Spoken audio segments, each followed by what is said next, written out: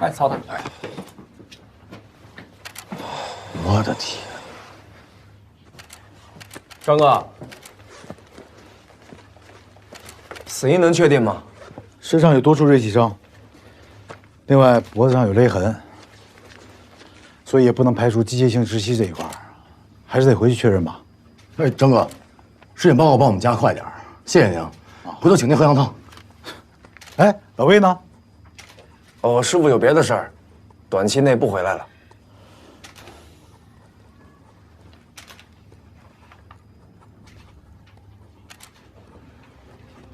中心现场，锐器、勒痕，报案人，哎，报案人呢？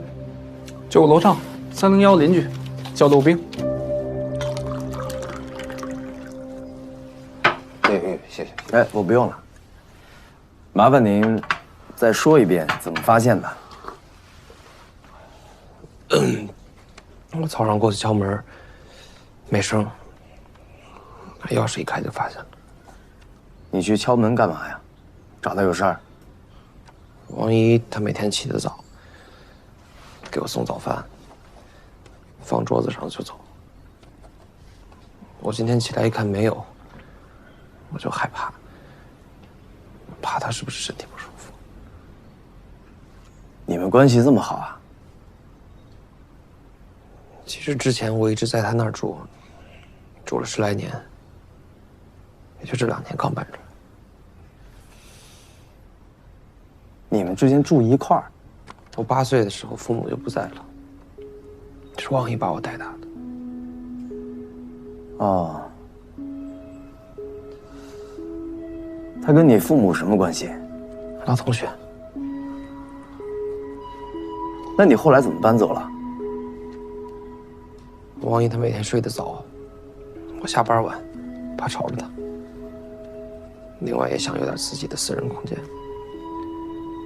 刚好楼上这套，那住户刚搬走，我跟王姨商量了一下，就买下来了。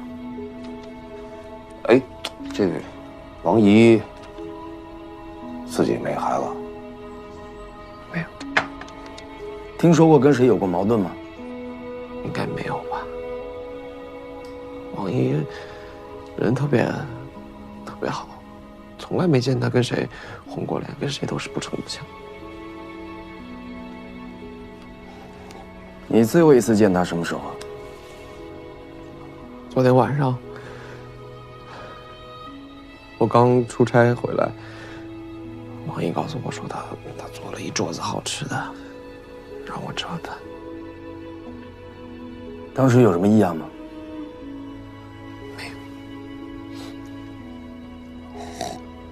哎，你从他家昨天晚上几点走的？大概不到10点吧。你觉得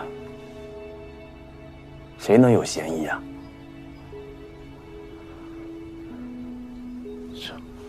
我想不出来。我能不能方便的话去跟他换身衣服呀？他特别爱干净。行了，你呀，先好好休息。合适的时候我们会跟你说的啊。报案人叫陆兵，28岁，在顶峰证券工作。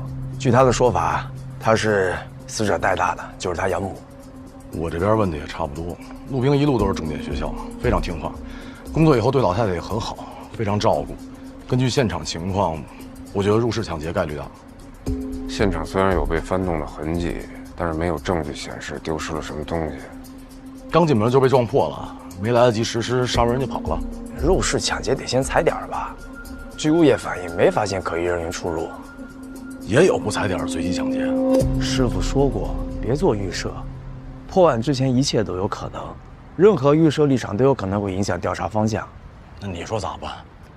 二师兄，师傅再会怎么办？那肯定会先调查社会关系啊，学校同事、朋友、邻居，先摸一遍。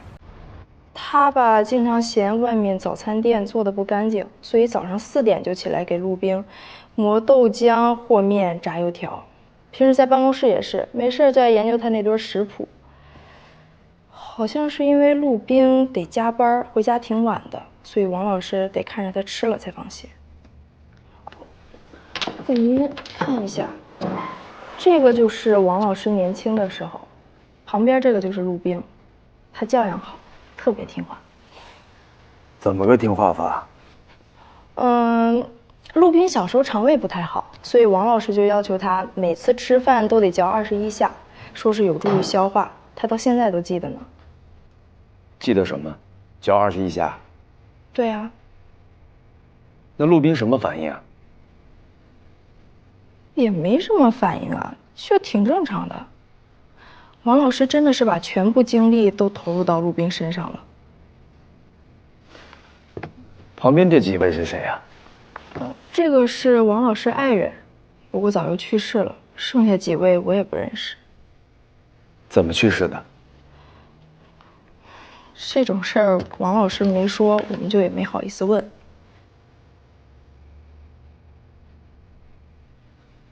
这个就是王允师姐的丈夫陈同生，这个是我。这两个人呢是陆冰的亲生父母，他们两家来往特别密切，经常在一起活动。出事那天是王允师姐的爱人陈同生借了辆车，一共5口人一起到水库去春游。晚上得到消息，说车直接冲进了水里面。当时这个孩子刚上小学。那当时这车是谁开的？这个我不知道。是救上来的王允师姐和这个孩子，当时王允师姐还怀着身孕。王老师自己的孩子呢？没保住。在这，1982年4月6日，一辆吉普车冲下水库，导致2人获救，3人溺亡。怎么发生的？谁开的车？酒后驾驶导致车辆失控，驾驶人是陈同生。我看一下。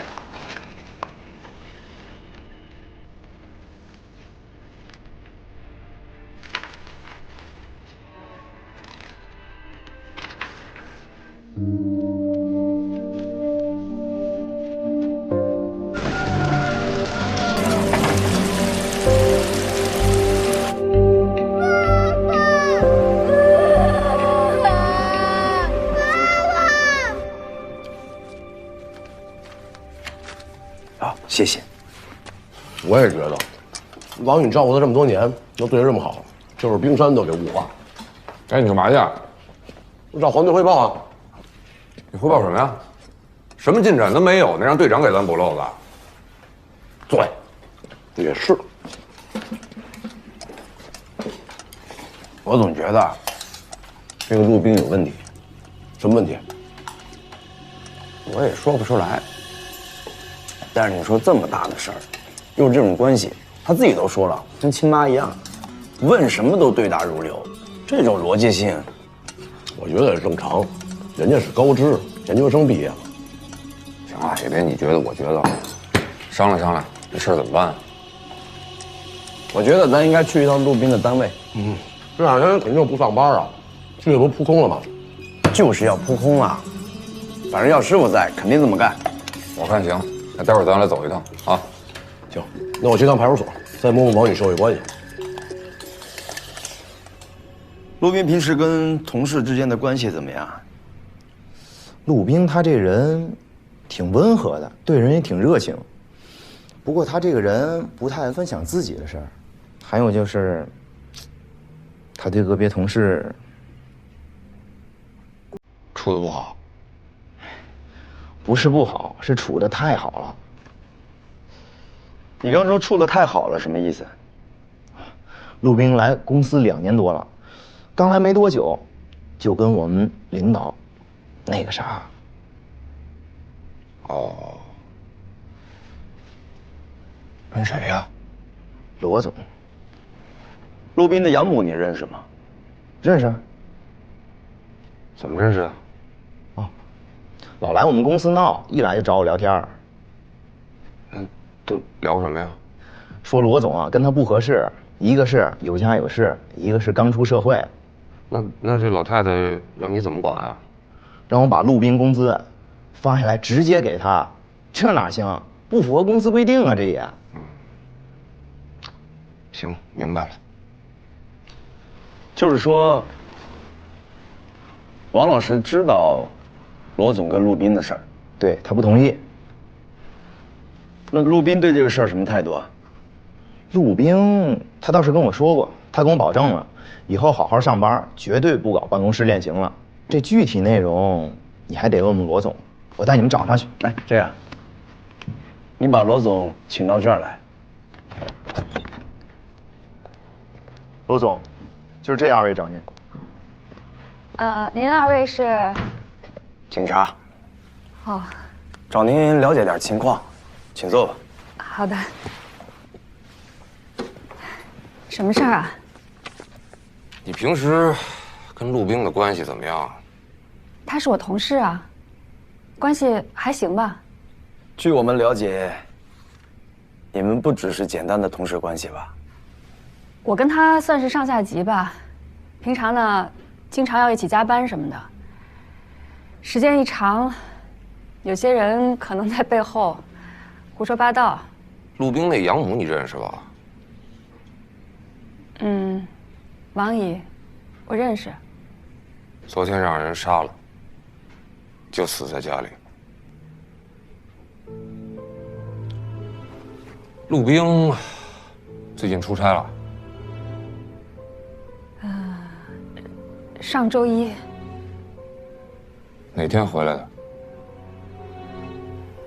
我不知道。你手下出差回来不跟你报个备啊？我们呢，因为经常出差，所以也不是每次出差他都会跟我说。于公于私都应该跟你说一声吧。这2天他没上班，没告诉你啊？哦，说了，他说身体不舒服。当面说的还是电话说的？电话，他说发烧了，可能过2天就好。是这样啊，罗女士，因为这是刑事案件，啊，陆冰的一切社会关系我们都会调查清楚，不过是早一天晚一天的事儿。希望您不要对我们有所隐瞒。我跟他真的就只是同事关系，他生活里面那些事儿我也不太清楚。你们还有什么要问的吗？我得去接孩子了。那今天就先这样，麻烦您电话保持畅通，需要的时候我们随时会找你。好。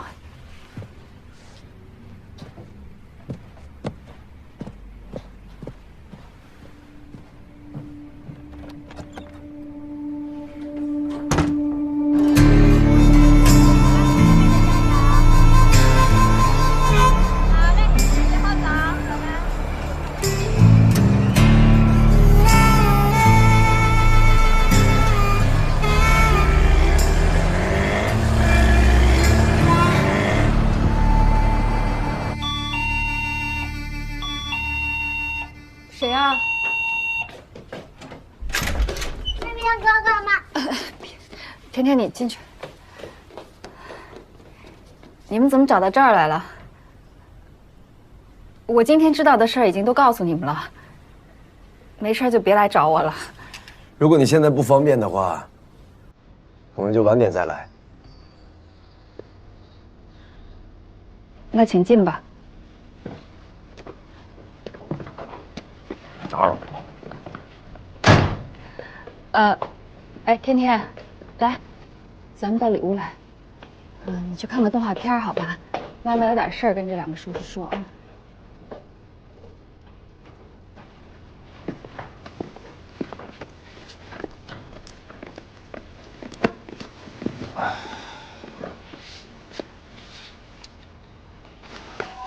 我们的来意你也知道，还是想了解一下陆冰的情况。你们问吧。我看你们家这孩子跟陆冰挺熟啊，一口一个兵哥哥、兵哥哥的叫着。他这是经常来啊，啊？我老公工作比我还忙。我生完孩子以后，做了好几年的全职妈妈，直到我女儿上幼儿园，我才重新开始工作。我就是那个时候认识了陆冰。王允知道这事儿吗？知道，把他气疯了。他没收了陆冰的车，没收了他的工资，到最后甚至不让他来上班，恨不得把他关起来，天天看着他。陆冰想跟他争来着，但是最终还是拗不过他。其实呢，后来我也清醒了，我们这样下去是不行的。那你有没有明确的跟他提过分手？有，详细说说。就是上个月吧。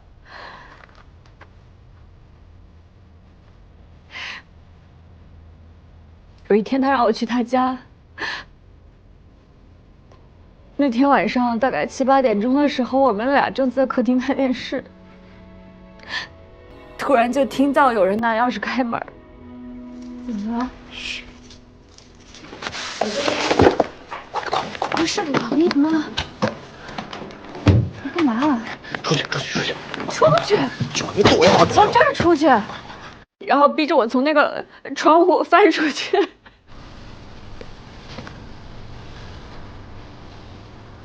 我当时站在外面那个小格子里面，那个铁栅栏，我觉得我像一只动物一样，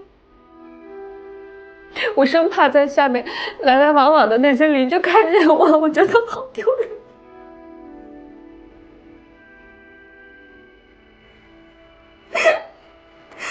我也是有尊严的人。我从那个时候就下决心，必须跟他分开。那你们最后一次联系是什么时候？上周五吧。他突然给我打了电话，他说让我一定等着他，他肯定不会辜负我和天天的。他说他肯定能说服王毅。周日晚上你在哪儿？这周日晚上吗？对。我在家，我跟天天在家。我们会核实的。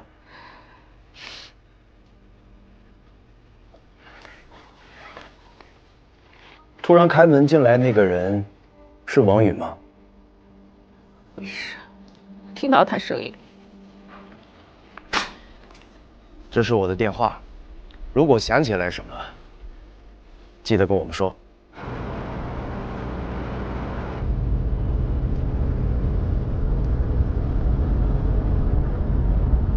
说这陆冰年轻，长得帅，有钱，年薪20多万，那喜欢他的小姑娘不得一大把呀？你说他为什么非得找一个已婚的，还比他大那么多的？这就是从小家里管得严，学校家里2点一线，一门心思就知道考试和学习。这好不容易进入到社会了，突然有个大姐这么照顾他，吃他姐的，喝他姐的，等于就是发现了新世界，能不沉迷吗？哼！像我这种从小没人管的，就感受不了这种新世界。雷哥，这张哥给我们的尸检报告说，王允遇害的时间大概是晚上9点到夜里1点。这陆冰又说，他是当天晚上将近10点左右才走的。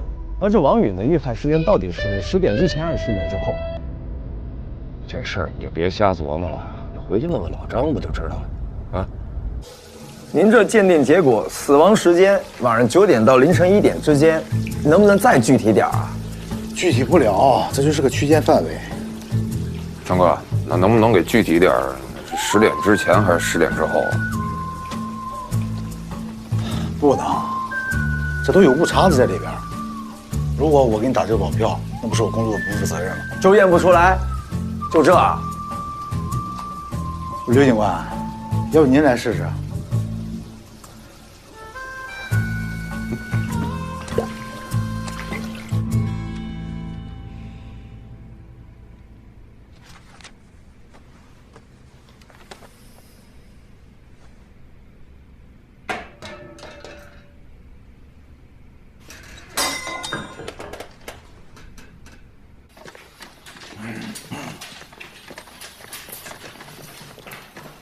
黄队啊，你干嘛呢？好，正好，来，给我放这儿。先放这儿吧。我睡不着，我就想啊，能不能复原一下那个案发现场？我说动静怎么那么大呢？你说，假设啊，陆斌就是那个嫌疑人，他会怎么做呢？陆斌拿钥匙开门，我要进来了，关门。没说话，去了厨房。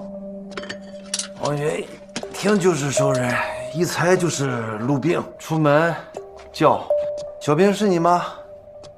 陆斌拿了把刀，王云看见拿刀，说小兵拿刀干什么呀？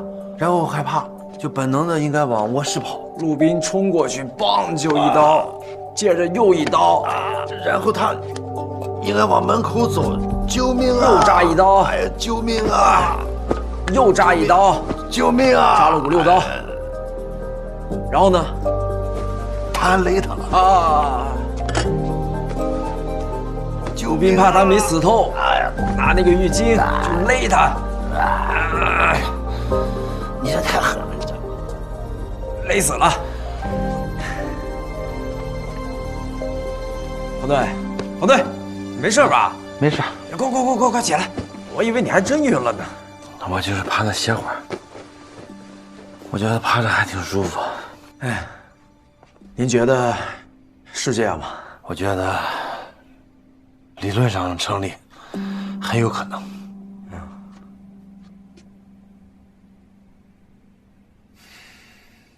但是现在没证据啊，怎么办呢？你这样。你呀，你还得去找陆冰，你就接着问他，玩命的问各种细节，几点几分几秒，他吃了什么，去了哪里，跟谁，你问的越细越好。我告诉你，这人啊，编谎话比较容易，可是要圆起来，尤其是细节容易忘。如果真的是他的话，很快就能露馅儿。啊，明白。你那天说你是晚上几点走的？10点左右。左还是右？记不清了。那天晚上吃了什么菜啊？青椒炒蛋，水煮肉片。你不说一大桌子菜吗？就俩菜。你们什么意思啊？我们没什么意思，就是想跟你多了解一些细节方面的事情。你早上说那天晚上吃什么来着？青椒炒肉，不是炒蛋吗？青椒炒蛋，到底炒肉还是炒蛋？炒蛋。你平时自己有喝酒的习惯吗？没有。那天喝完酒是几点回的家？2点多吧。有人能证明吗？回来的时候谁也没看着，没人能证明。那保安怎么说？12点多的时候好像看见你了。那不可能。那会儿我正跟韩小伟一块喝酒，他能证明。你刚不是说没人帮你证明吗？他喝到1点半，他先走了，我刚没想起来。啊。韩小伟，男的女的？男的。谁约的谁啊？他约的我。都聊什么了？聊工作上的事儿。几点打的电话？7点多。7点？你确定是7点？啊，那我记不清了，反正就是我去王姨家吃饭之前，也可能6点多打的。通话记录有吧？给我看看。笨大的座机，你这来电显示有吧？我没开通。韩小伟的手机号你总有吧？没存。他在哪儿工作？天河证券。你认识陆冰对吧？哦，认识，我俩研究生同学。最近一次跟他联系什么时候？最近一次，那得好几个月了。大概是什么时候？大概的话，应该是在年初。年初。喂。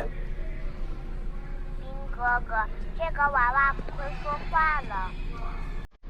陆冰，你要带我跟天天去哪儿啊？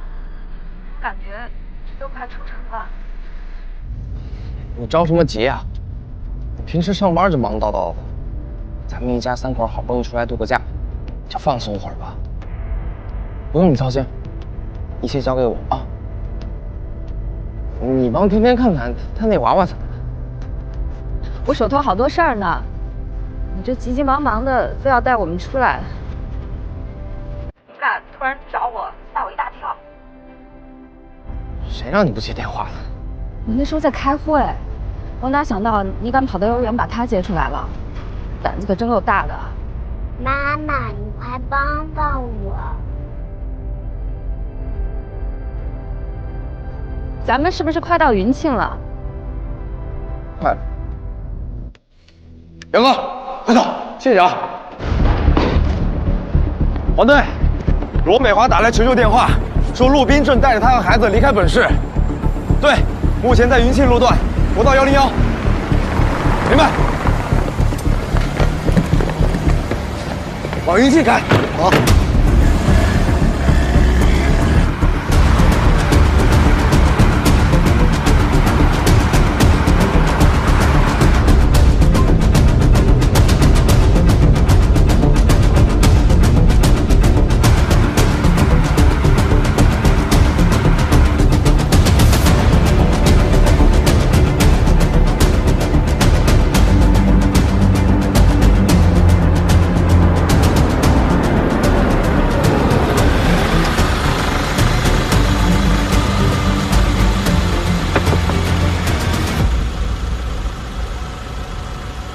各位你好，请出示行驶证、驾驶证，下车接受检查。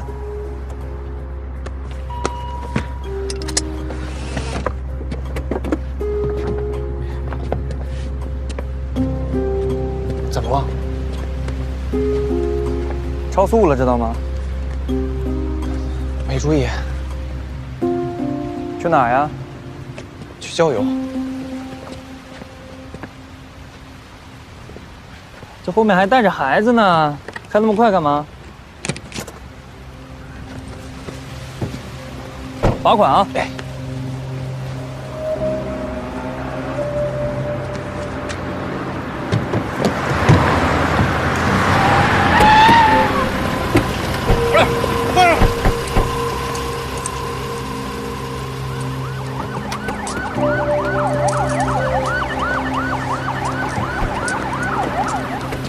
知道为什么抓你吧？小徐啊，哎，王队，哎，你没事吧？天天，收队。天天，天天，天天。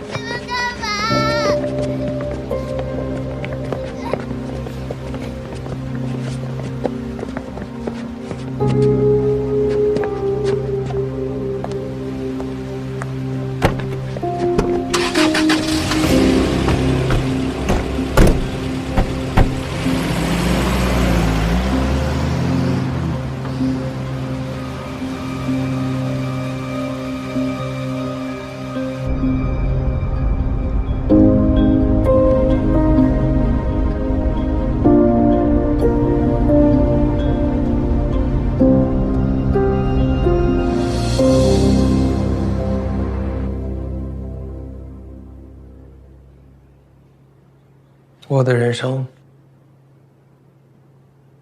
是从认识美华开始的。怎么讲啊？这是在认识她之前，我不能算是个人，像一个机器。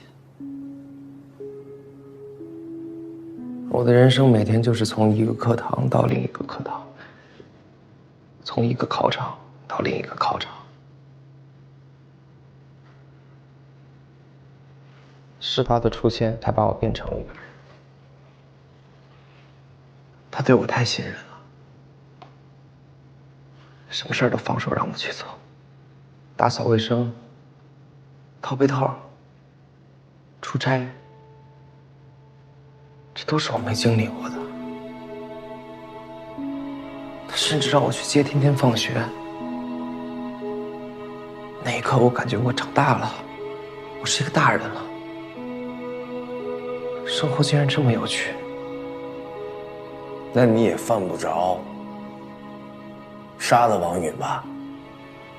不杀了他，我没法活了。而据我们了解，他对你很好啊。对我好，他总是说对我好，对我好。我从小到大最讨厌的就是这句话。从小到大，什么事儿都要管着我，就连我吃饭嚼多少下他都要管。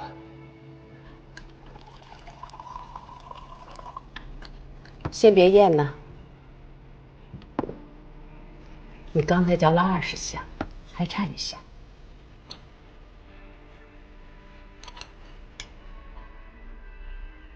我为什么肠道不好啊？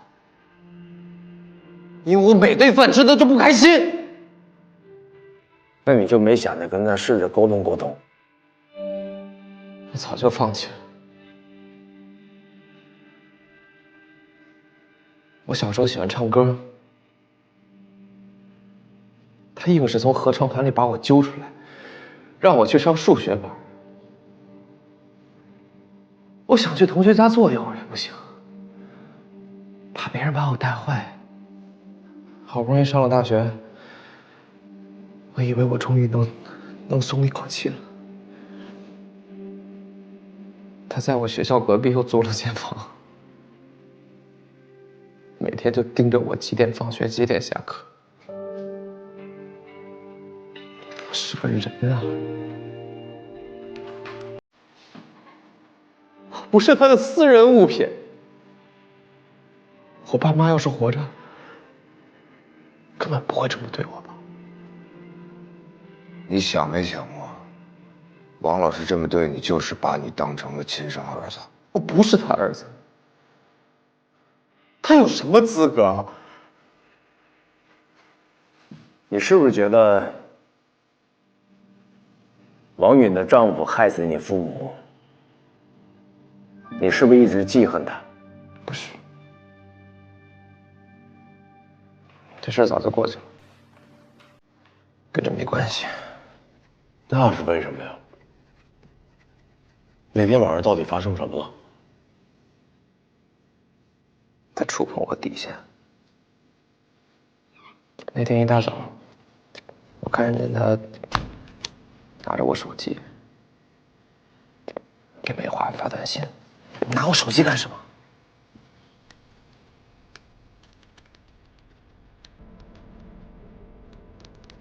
我不讨厌他，我讨厌你。我不恨他，我恨的是你。我是不可能跟他断了。你下不了决心，我替你下。你凭什么替我下决心啊？今后别动我手机。你站着！我告诉你啊，你今天不发，明天我就去你们单位。你去我们单位干什么？我打赢你100张。我不仅要去你们单位，我还会去他们家楼下，去他女儿的幼儿园。我要让所有的人都知道，都看看这个女人她是怎么毁掉你的。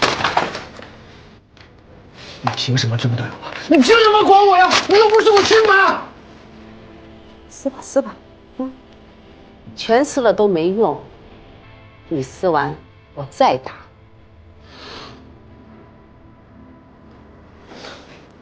我在酒吧喝完酒，也在小卖部里买了几瓶。我在家楼下喝完了，我上楼拿钥匙开门，我以为他已经睡了，我就先进厨房拿了把刀。小兵，是你吗？你拿刀干嘛？看见我拿刀，他愣住了。我过去扎他，他想跑，还想喊，我拿纱巾勒他，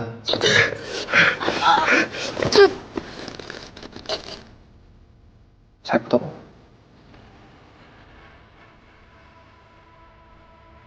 你昨天想带罗美华母女去哪儿啊？我只是想带他们走，过更好的生活。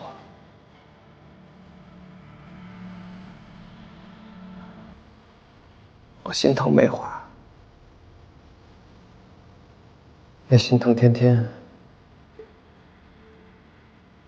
我想重新开始生活，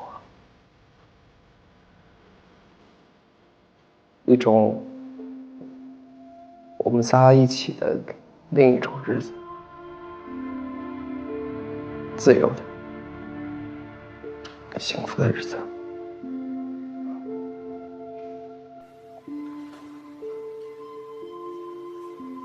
我做错了吗？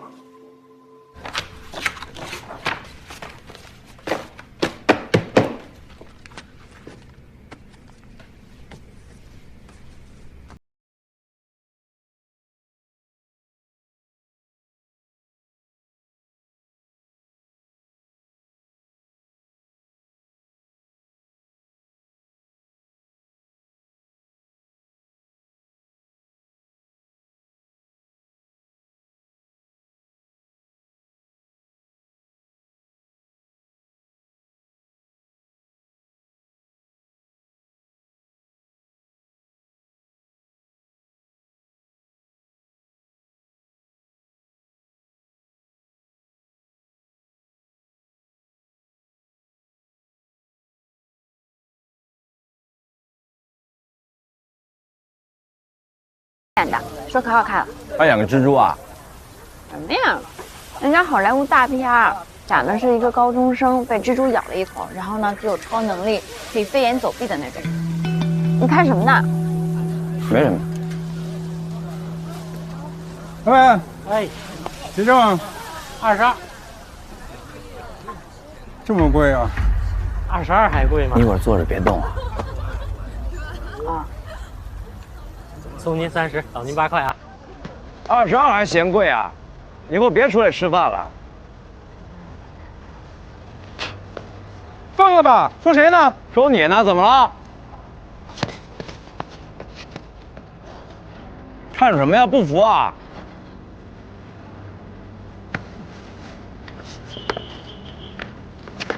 哥们儿，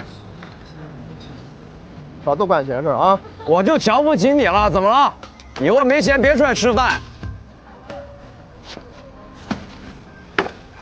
哎哎！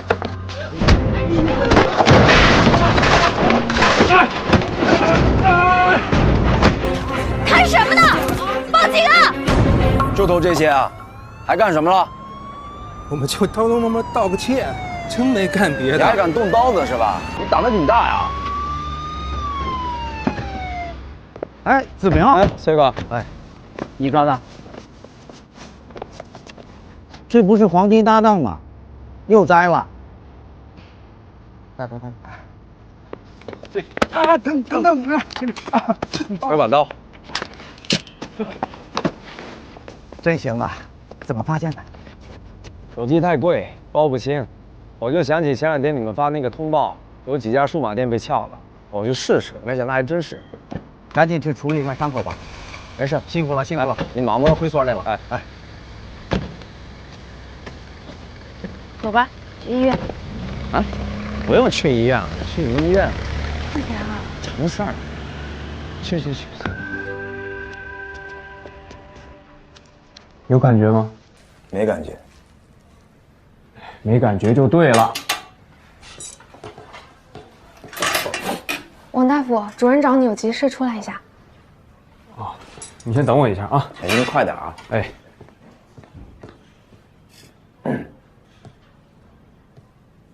哟，又受伤了。你今天不是白班吗？我们轮班又不是固定的，怎么着？知道是我值班你就不来啦？不是。还当警察呢？啊？还没过够瘾呢？别的我也不会干呢。你这有手有脚的，干点啥不好，非得干一个没日没夜不着家的。怎么说话呢？多少人想干也干不了呢。你怎么样？我特别好。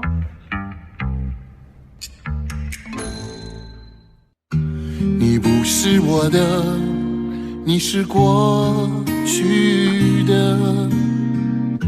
你不是我的，你是天上的。你不是我的，你是孤寂的。你不是我的，你是荆棘的。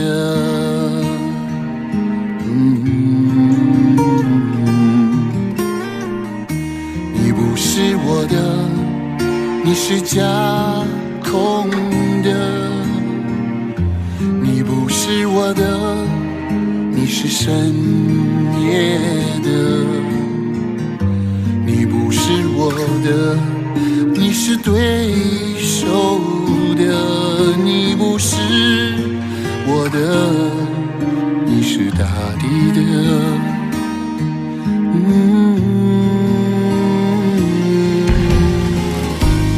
宇宙间一根火柴，擦亮你幽怨背影。长夜里一颗孤星，写在你冰冷腮边。神是心还是魂，寄居在原始衣裳瘫痪。你不是我的，你是空空的。我不是你的，我是空空的。